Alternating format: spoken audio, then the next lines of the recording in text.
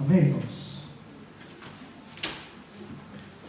Abra sua Bíblia, a carta do apóstolo Paulo aos Colossenses.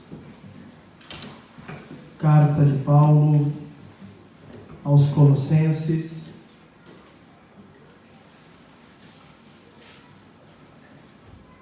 Capítulo 1. Carta do apóstolo Paulo aos Colossenses, capítulo 1. E nós vamos ler apenas os 2 primeiros versículos. Hoje é mais uma introdução. E nós vamos falar de alguns pontos da cidade, algumas questões relacionadas à vida do próprio apóstolo Paulo. Enfim, hoje é mais uma introdução a esta carta, amém? Versículos 1 e 2 somente. Nos diz assim: Paulo, apóstolo de Cristo Jesus, por vontade de Deus, e o irmão Timóteo, aos santos e fiéis irmãos em Cristo que se encontram em Colossos, graça e paz a vós outros, da parte de Deus, nosso Pai. Amém? Podeis sentar?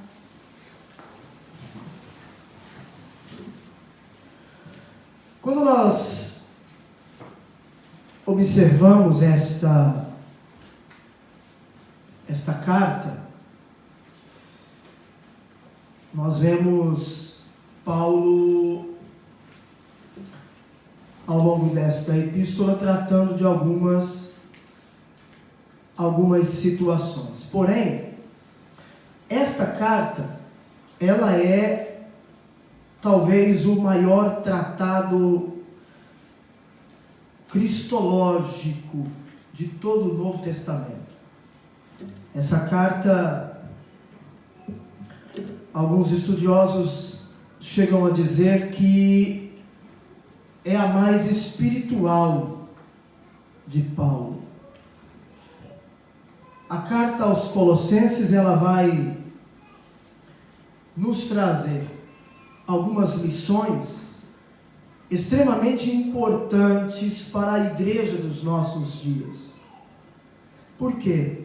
Porque a igreja daquele tempo, a igreja em Colosso, estava passando por uma situação um pouco complicada, passando por uma situação difícil, um momento da sua existência um pouco difícil, porque haviam se infiltrado no meio da igreja alguns líderes e alguns homens que tinham uma ideia totalmente contrária ao Evangelho de Cristo e que começaram a disseminar estes pensamentos no meio da igreja. A carta aos Colossenses, ela é extremamente necessária para a igreja dos nossos dias. Estudar essa epístola se faz necessário nos nossos dias. Agora, veja uma coisa. Quando nós olhamos este primeiro versículo, nós vemos o apóstolo Paulo falar algo interessante acerca de sua pessoa. Ele diz: Paulo, apóstolo de Cristo Jesus, por vontade de Deus, e ele cita o irmão Timóteo. Nós encontramos nesse versículo primeiro 3 credenciais de Paulo, 3 pontos a ser destacado sobre a vida deste homem de Deus. Primeiro, Paulo diz que ele era um apóstolo de Cristo Jesus. Paulo se apresenta como um apóstolo. Apóstolo, no grego, fala daquele que foi enviado. Mas apóstolo, quando nós olhamos esta palavra no hebraico, é shaliach, termina com CH, e CH no hebraico não tem som de X como no português. CH no hebraico tem som de RR, aquele R forte. Então, é shaliach. E shaliach, o significado desta palavra é alguém comissionado por um senhor. E este alguém recebe plenos poderes de seu superior. Paulo se apresenta como alguém que recebeu plenos poderes daquele que o chamou. Agora veja, Paulo, ele não foi um apóstolo, o que lhe fazia dele um apóstolo e lhe dava autoridade, não foi a sua escola, não foi o fato dele ter aprendido aos pés de Gamaliel em Jerusalém. O que dava poder e autoridade a Paulo, para ele mesmo sem ter nunca visitado a igreja de Colosso, mas escrever uma carta e tratar de questões espirituais com a igreja, era por quem ele foi chamado. Era isso que lhe dava o poder, isso que lhe dava a autoridade. Paulo diz: eu fui chamado, sou apóstolo, por vontade de Deus, não dele. Paulo não se intitula apóstolo. A primeira coisa que nós observamos na vida dele é que ele é alguém enviado de Cristo. A primeira credencial. A segunda credencial que ele apresenta é que ele trabalha em sintonia com Deus. Ele diz que ele é apóstolo por vontade de Deus. Quando nós olhamos Atos dos Apóstolos, capítulo 9, Deus encontra Paulo, Jesus encontra Paulo no caminho de Damasco. Vamos ler.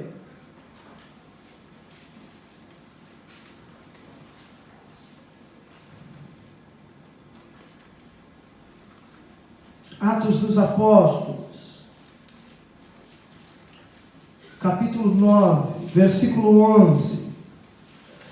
Então o Senhor lhe ordenou: dispõe-te, vai à rua que se chama Direita, e na casa de Judas procura por Saulo, apelidado de Tarso, pois ele está orando.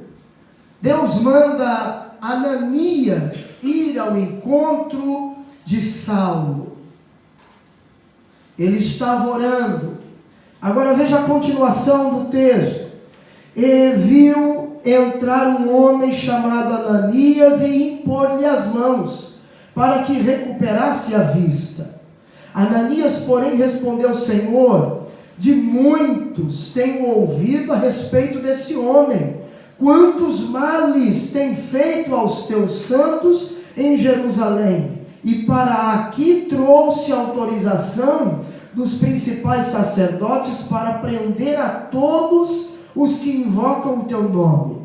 Mas o Senhor lhe disse: vai, porque este é para mim um instrumento escolhido para levar o meu nome perante os gentios e reis, bem como perante os filhos de Israel. Veja que este é para mim um instrumento escolhido. Em algumas traduções vai dizer um vaso escolhido. O fato é que, independente da tradução, a fala de Deus com relação a Paulo, quando Deus se remete a Ananias, quando Deus fala a Ananias, ele diz: ele é para mim um instrumento escolhido. Ou seja, não importa o que as pessoas dizem a respeito de Saulo, não importa o que Saulo estava fazendo, o fato é que eu o escolhi. E quando ele se apresenta à igreja em Colosso, ele diz: Paulo, apóstolo de Cristo Jesus, por vontade de Deus. Ele está dizendo: eu não sou apóstolo por minha vontade, mas foi o Deus Todo-Poderoso que me escolheu, e por isso eu estou aqui, por isso estou onde estou. Terceira credencial que Paulo apresenta é que ele era um camarada que não trabalhava sozinho. Paulo trabalha em sintonia com os irmãos, porque ele cita Paulo, apóstolo de Cristo por vontade de Deus, e o irmão Timóteo. Timóteo estava com ele.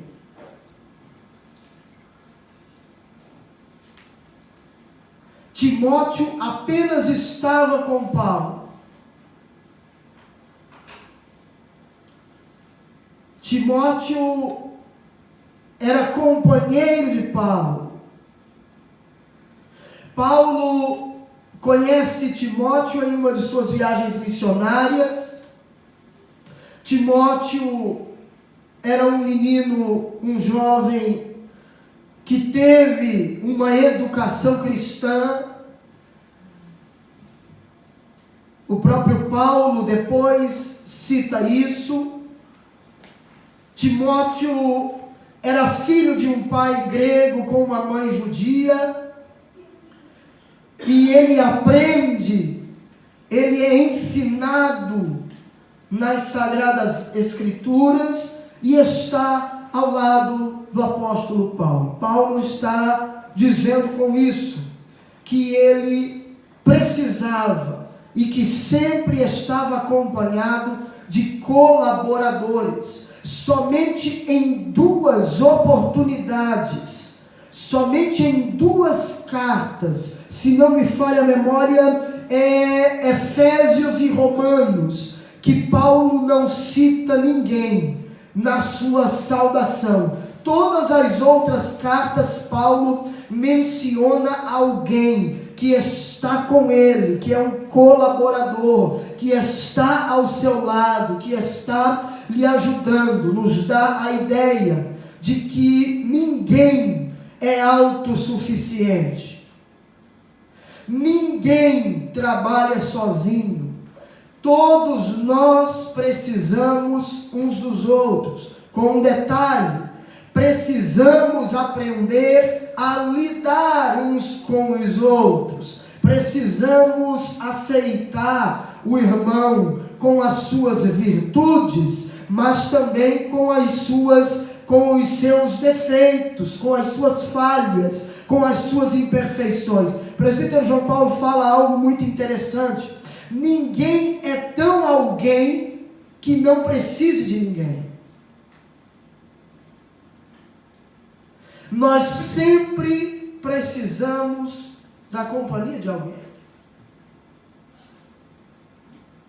E Paulo se apresenta à igreja em sua carta de uma forma muito linda, muito interessante, muito tremenda.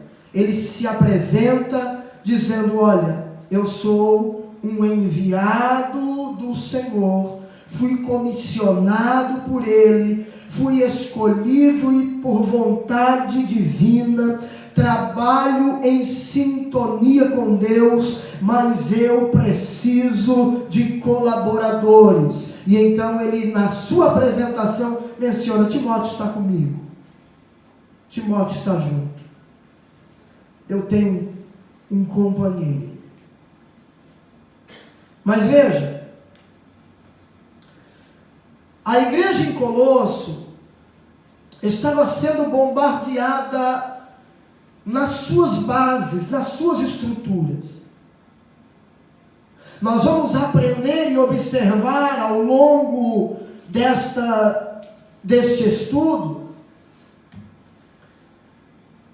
as linhas heréticas, os pensamentos dos gnósticos, o pensamento místico, o sincretismo religioso que havia em Colosso.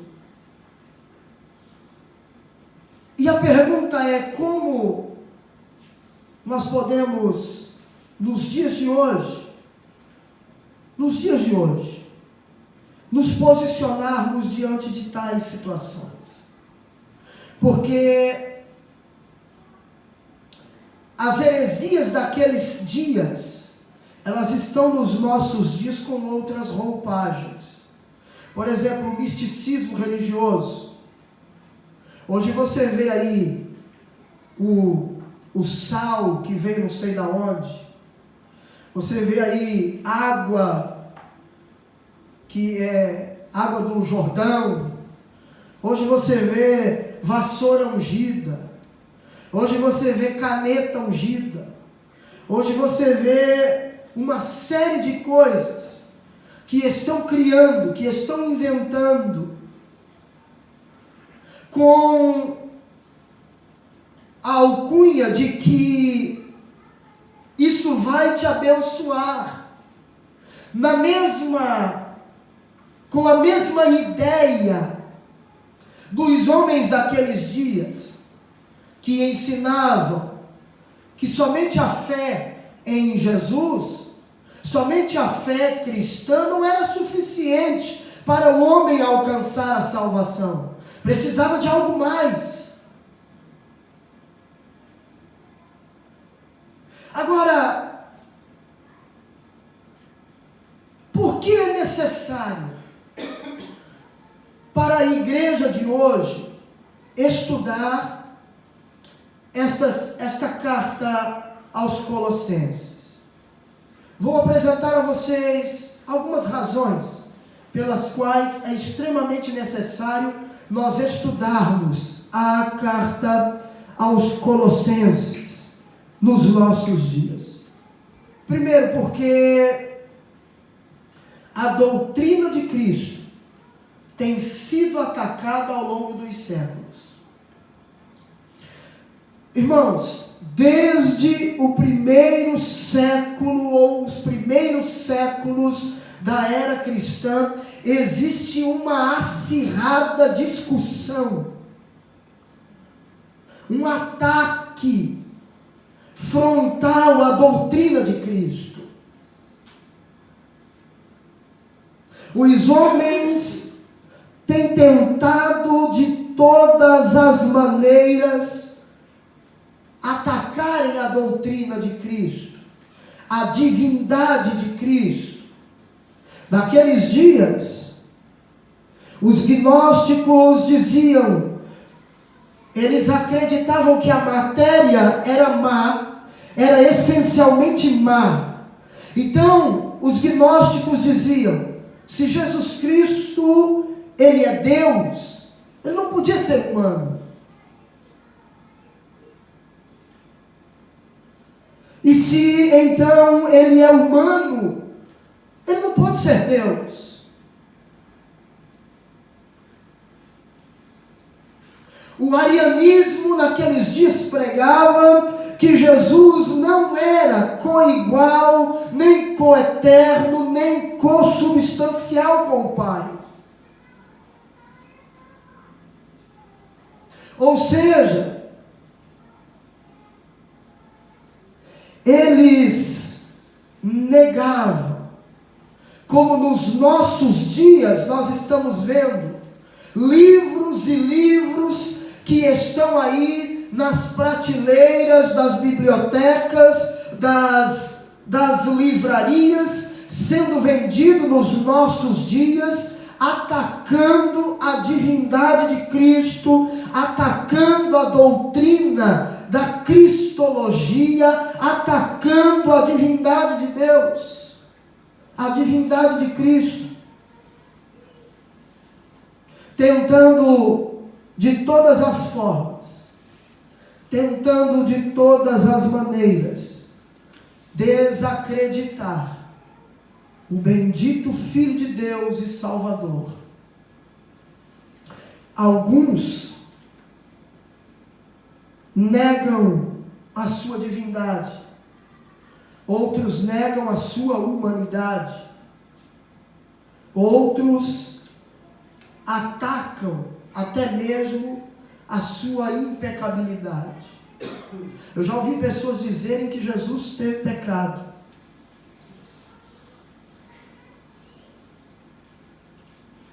Eu já ouvi pessoas dizerem que Cristo teve um relacionamento amoroso, afetivo.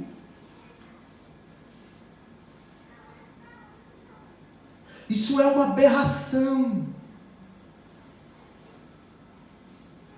Isso é algo, isso é uma heresia escancarada. Negar a impecabilidade de Cristo é distorcer o Evangelho de uma maneira imensurável. Por que razão nós devemos estudar a carta aos Colossenses? Porque a doutrina da criação tem sido atacada com grande violência. Existem homens que negam, existem homens que negam a literalidade de Gênesis 1 e 2. Dizem que aquilo foi um fato mitológico. E quando nós olhamos a carta aos Colossenses, Paulo, nesta carta, ele acentua essa verdade primária do cristianismo. Deus é o Criador de todas as coisas. O universo não é resultado de uma geração espontânea. O universo não é resultado de uma explosão cósmica, muito menos resultado de uma evolução de bilhões e bilhões de anos.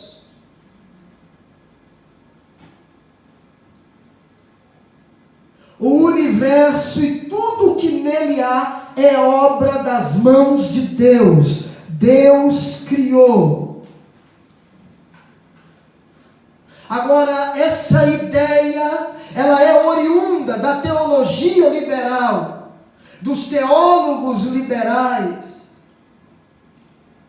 E a teologia liberal, ela tem envenenado a teologia ortodoxa. A teologia pautada no verdadeiro ensino, oriunda das Escrituras. Um teólogo liberal, se você conversar com ele, ele vai dizer para você que a Bíblia não é a palavra de Deus, mas ela contém a palavra de Deus. Você vai ouvir pessoas dizerem que a Bíblia aberta é a palavra de Deus, fechada é um livro qualquer. Queridos, a Bíblia aberta ou fechada é a palavra de Deus, é a boca de Deus falando conosco, seja ela aberta, seja ela fechada. Qualquer ideia que fuja deste princípio deve ser expressamente rejeitada. Dizer que a Bíblia não é a palavra de Deus, mas que ela contém a palavra de Deus, é anátema. Devemos rejeitar. A Bíblia é a palavra de Deus. E Paulo, nesta carta aos Colossenses, Paulo nos faz ver isso. Olha o versículo 16 do capítulo 1 desta carta.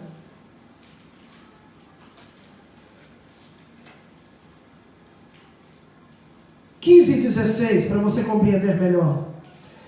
Este é a imagem do Deus invisível, o primogênito de toda a criação, pois nele foram criadas todas as coisas, nos céus e sobre a terra, as visíveis e as invisíveis, sejam tronos, sejam soberanias, quer principados, quer potestades, tudo foi criado por meio dele e para ele.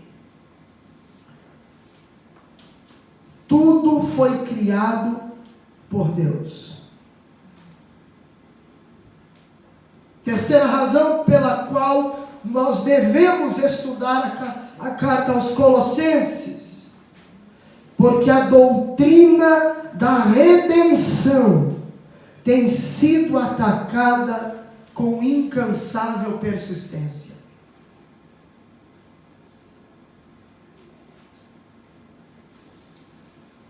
A ideia de que o homem pode chegar a Deus pelos seus esforços, pelos seus próprios esforços, de que o homem pode alcançar a salvação por méritos próprios,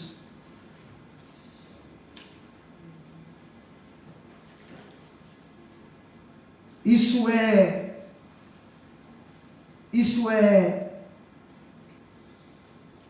diminuir o sacrifício de Cristo na cruz do Calvário.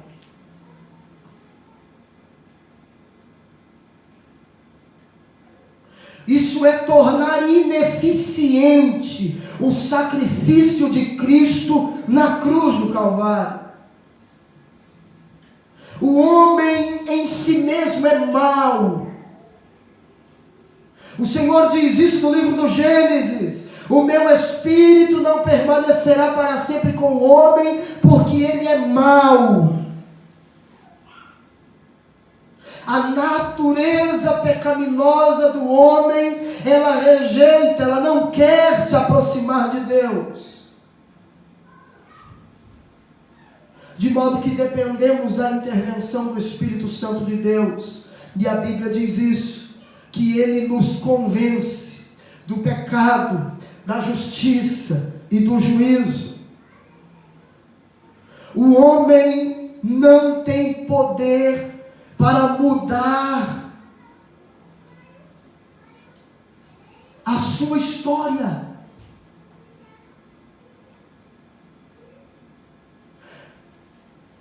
Charles Spurgeon diz assim: é mais fácil ensinar um leão a ser vegetariano do que um homem ser salvo pelos seus próprios esforços.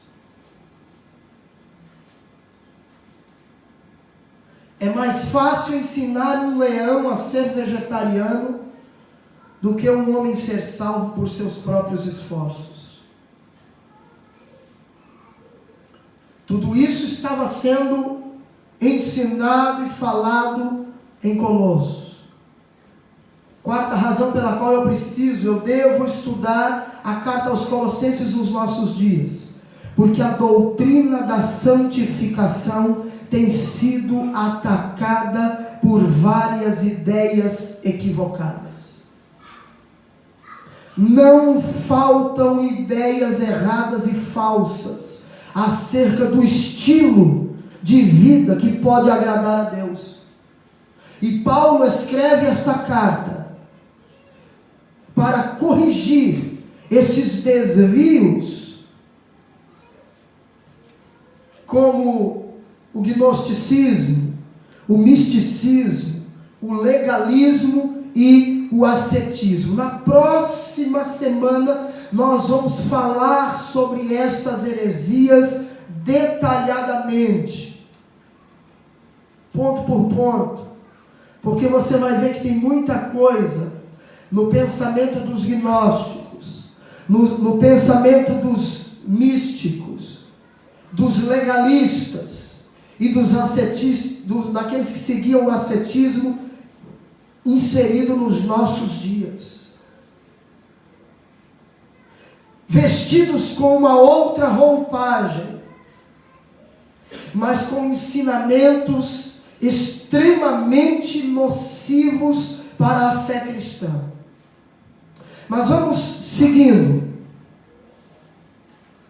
porque a carta de Paulo, esta carta aos Colossenses, ela faz parte de um conjunto de cartas denominadas epístolas da prisão. Junto com Colossenses estão a carta aos Efésios, estão a carta aos Filipenses e também Filemon. São consideradas cartas da prisão. Aonde Paulo escreve, o lugar de origem desta carta. As evidências internas nós vamos passar, ao longo desta meditação, nós vamos passar por elas, que comprovam, as evidências internas indicam que essa carta foi escrita quando Paulo se encontrava preso em Roma. Ele estava em uma prisão denominada prisão domiciliar. Ele estava em uma casa, preso. A autoria, e aí nós vamos observar versículo 1, do capítulo 1 de Colossenses, sobre a autoria de Paulo. Paulo, apóstolo de Cristo Jesus, por vontade de Deus, e o irmão Timóteo. Ele está se apresentando na saudação, o prefácio e saudação desta carta. Paulo está se apresentando como o autor da epístola. Agora veja ainda capítulo 4 e o versículo 18.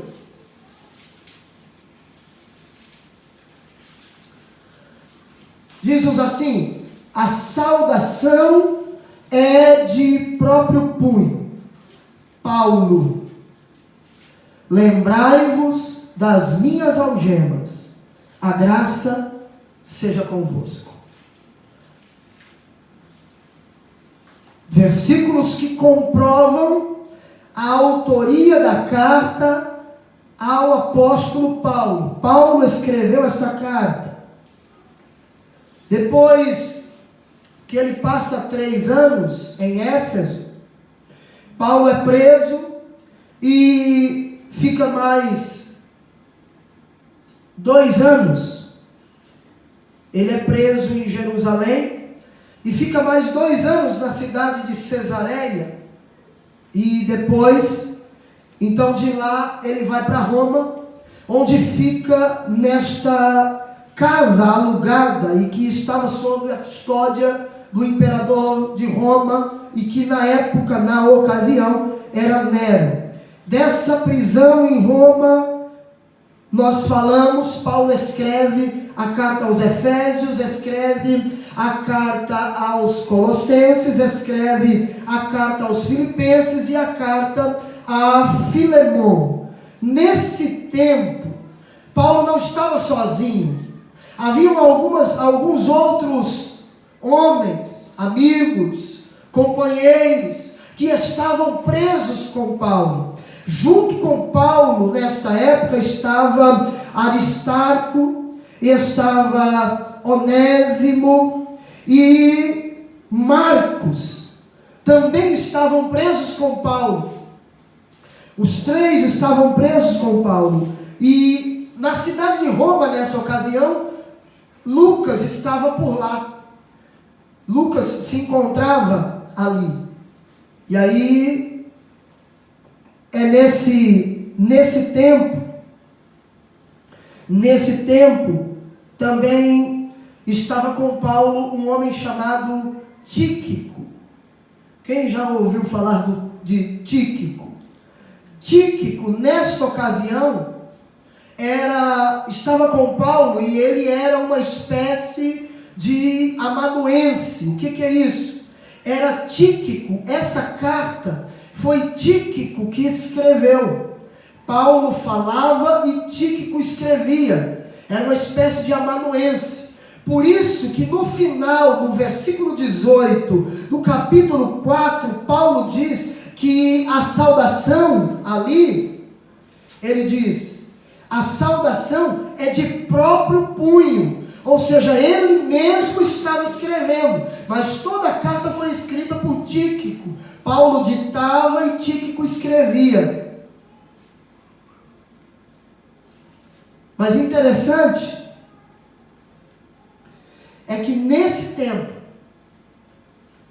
Paulo escreve esta carta porque Paulo recebe a visita de Epáfras. Epáfras chega para visitar Paulo e conta a Paulo sobre a firmeza na fé dos crentes de Colosso. Mas também relata a Paulo o problema do surgimento da heresia judaica gnóstica que estava no meio deles e que estava ameaçando a saúde espiritual da igreja. A carta é datada aproximadamente em 62 antes de Cristo, depois de Cristo.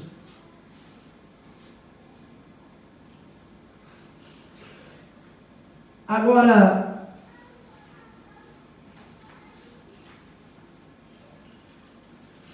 nós observamos dois propósitos fundamentais pelos quais Paulo escreve essa carta. Ele tinha dois propósitos. Nós observamos isso no capítulo 1, do versículo 3 até o versículo 8. Nós encontramos o primeiro propósito pelo qual Paulo escreve esta carta. O primeiro propósito é para elogiar os cristãos pelo crescimento espiritual. Irmãos, Paulo era um pastor com profunda sensibilidade. Paulo era um camarada incrível. Ele conhecia, ele sabia a importância do encorajamento, a importância de encorajar as pessoas a prosseguirem na fé, a continuarem, a caminharem na fé. E ele então não desperdiça a oportunidade. Ele aproveita a oportunidade, elogia os irmãos pela sua firmeza na fé, mas ele também,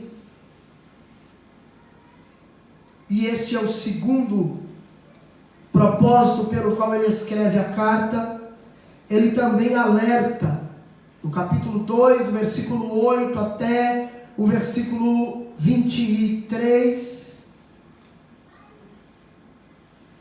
até o final do capítulo 2, ele então alerta os cristãos sobre o perigo das heresias.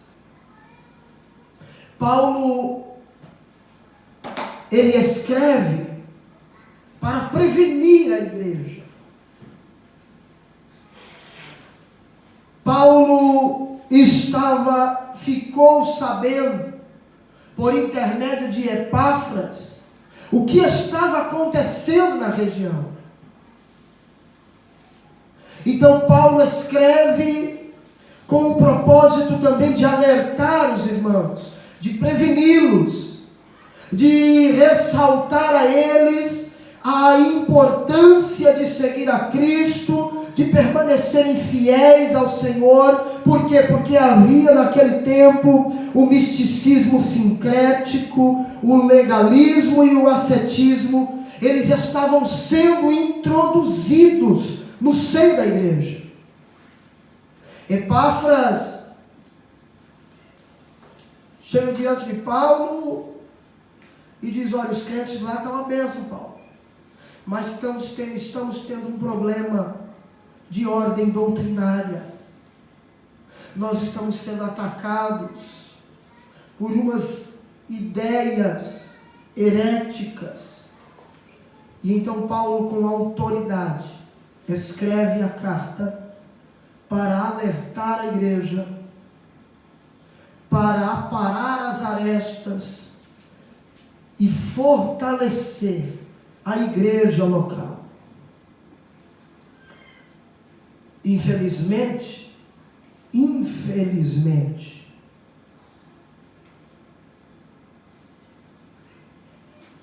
ainda hoje, nós vemos esse tipo de coisa no meio da igreja. No meio das igrejas, de um modo geral.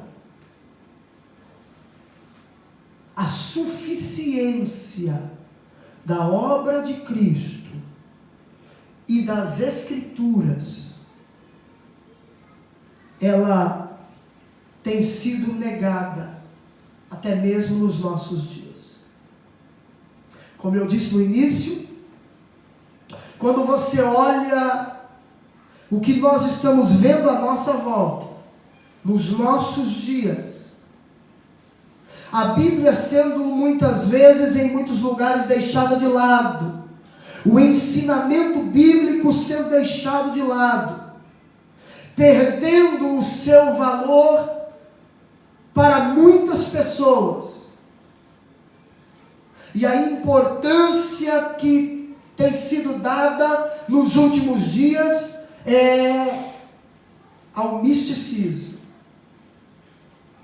E o interessante é que a gente vê esses lugares que levam as pessoas a viverem uma fé mística superlotados. E aonde se prega e se ensina a verdade, muitas vezes, não é atraente para muitas pessoas. Por quê? Porque esses lugares apresentam um resultado rápido. Mas eu não vejo isso na Bíblia. Jesus em momento algum prometeu riqueza para ninguém. Pelo contrário, Jesus disse: no mundo tereis aflições. Não é pecado você ser rico. O pecado é você ser possuído pela riqueza.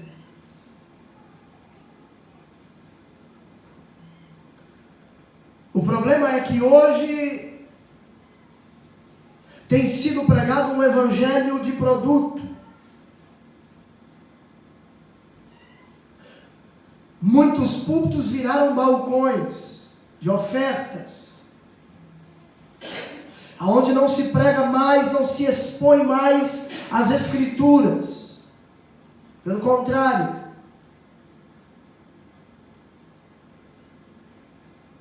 existe o balcão de ofertas, e ali tem um monte de coisa que você pode comprar para ser abençoado.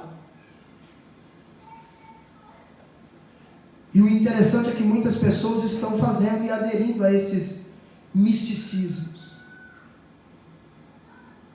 A igreja dos nossos dias precisa voltar às Escrituras.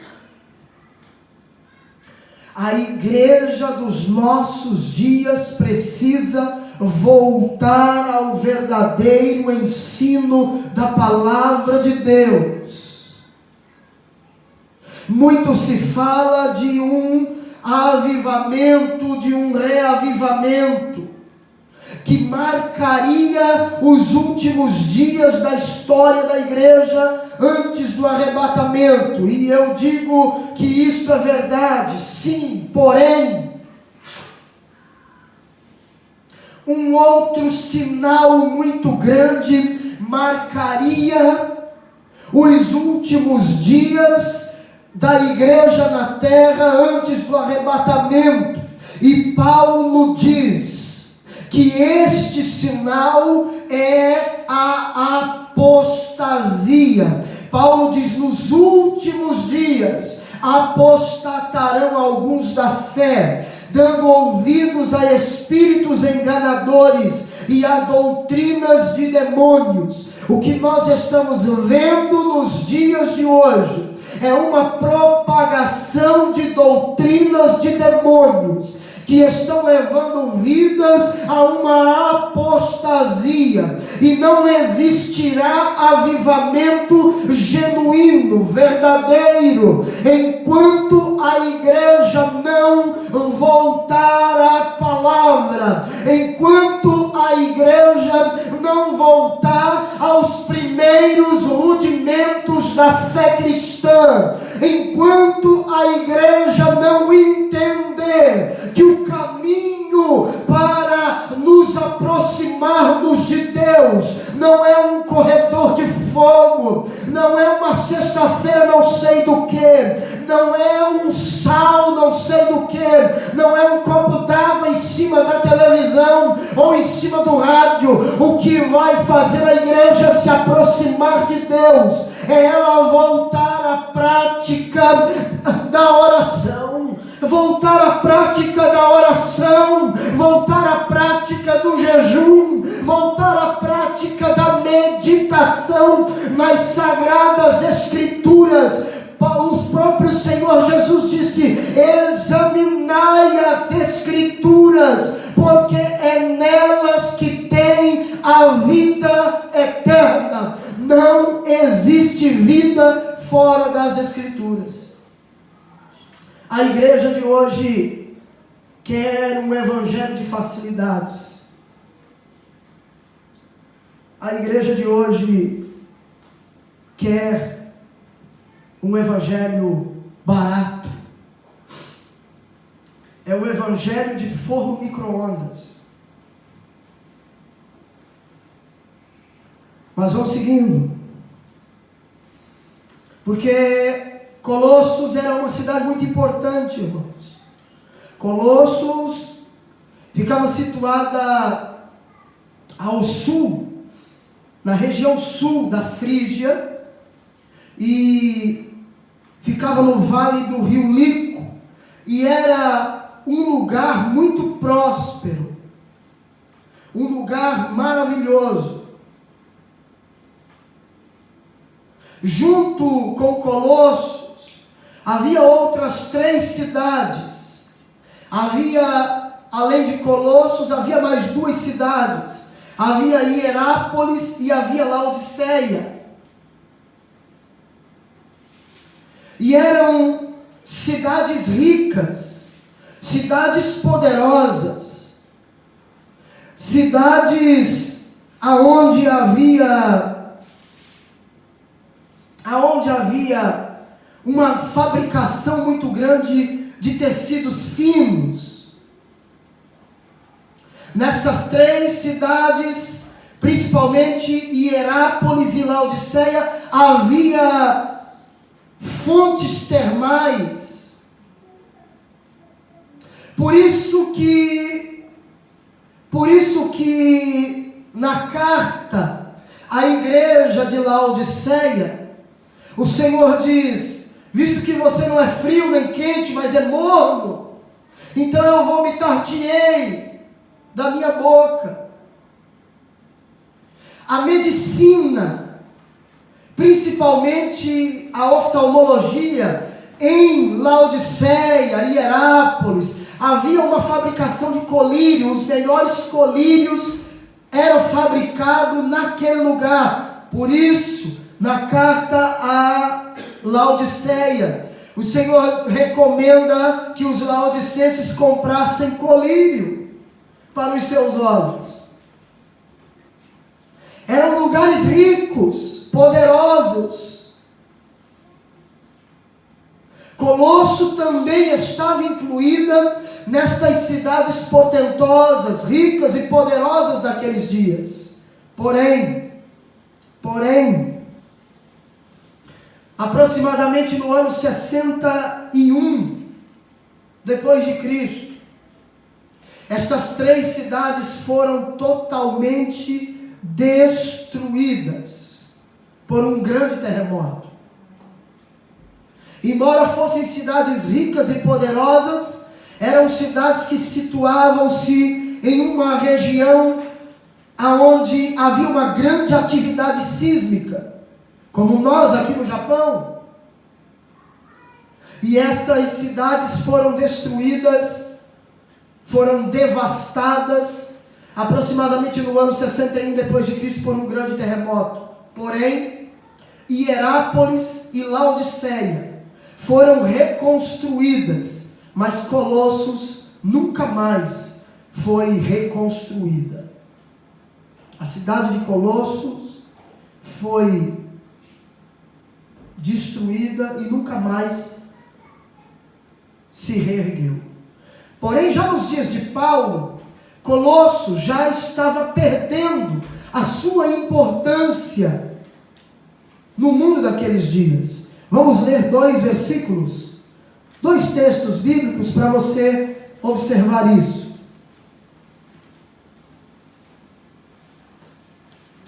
Porque Paulo cita, no capítulo 2 e versículo 1, a cidade de Laodiceia.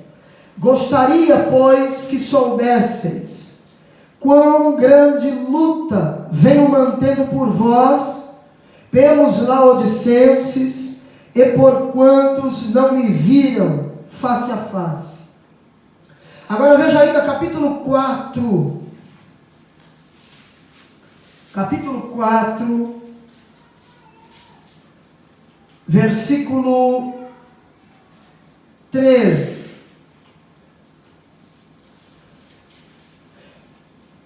E dele dou testemunho de que muito se preocupa por vós, pelos de Laodiceia e pelos de Hierápolis. Versículo 15 e 16. Saudai os irmãos de Laodiceia e Ninfa, e a igreja que ela hospeda em sua casa. Saudai os irmãos de Laodiceia e Ninfa, e a igreja que ela hospeda em sua casa. E, uma vez lida esta epístola perante vós, providenciai, porque seja também lida na igreja dos laodicenses e a dos de Laodiceia, lede-a igualmente perante vós. Paulo fala sobre esta cidade. Paulo fala sobre a cidade de Hierápolis. E para encerrarmos esta introdução, quem fundou a igreja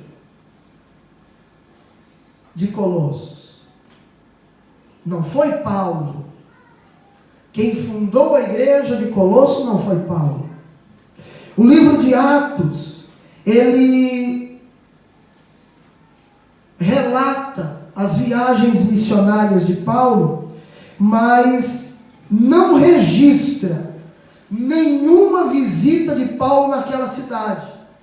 Então não se sabe ao certo quem foi o fundador desta igreja. Alguns atribuem a fundação desta igreja a Epáfras, que era natural mesmo da cidade de Colosso, e ele foi colaborador de Paulo, ajudou Paulo. Então existem algumas evidências e ele é apontado como o fundador desta igreja. Vamos ver capítulo 1, versículos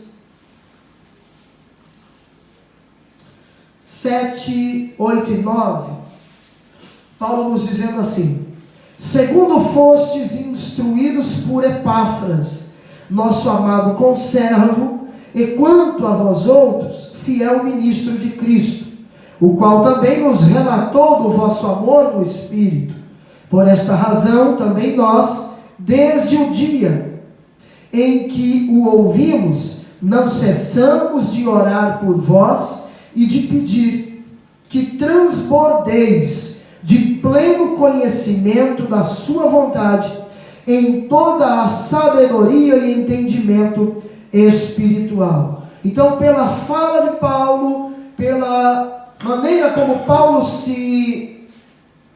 pela maneira como Paulo menciona Epáfras nesses versículos, nós observamos e chegamos à conclusão de que pode ser Epáfras que tenha sido o fundador desta igreja. Agora, de que maneira o evangelho chegou à cidade de Colosso? Tudo indica que Paulo, durante o período em que ele ficou em Éfeso, ele providenciou este evangelismo na região de Colosso e ali dos irmãos colossenses. Paulo ficou 3 anos em Éfeso. Paulo se instala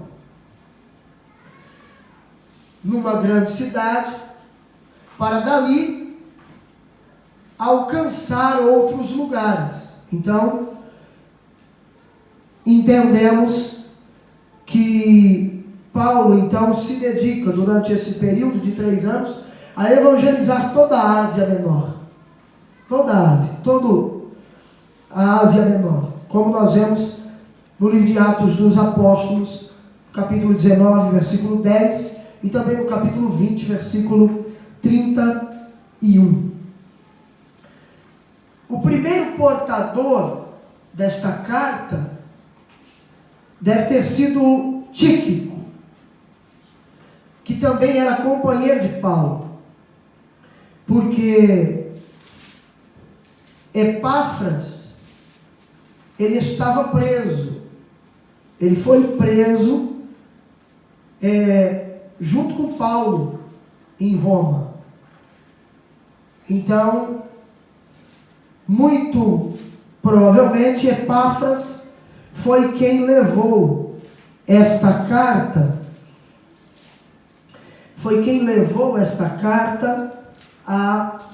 aos irmãos em Colosso. Vamos ler aqui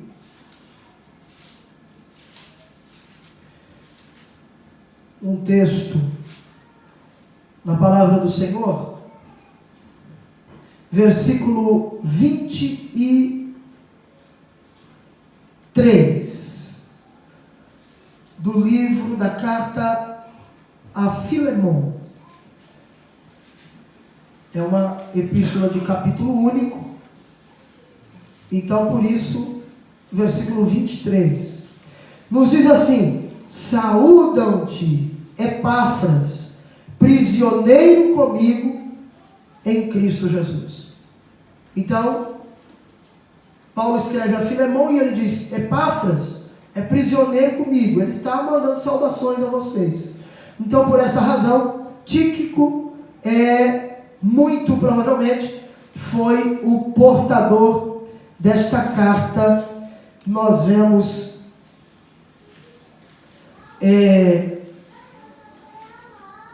aqui no capítulo 4, versículos 7 e 8, e a gente encerra.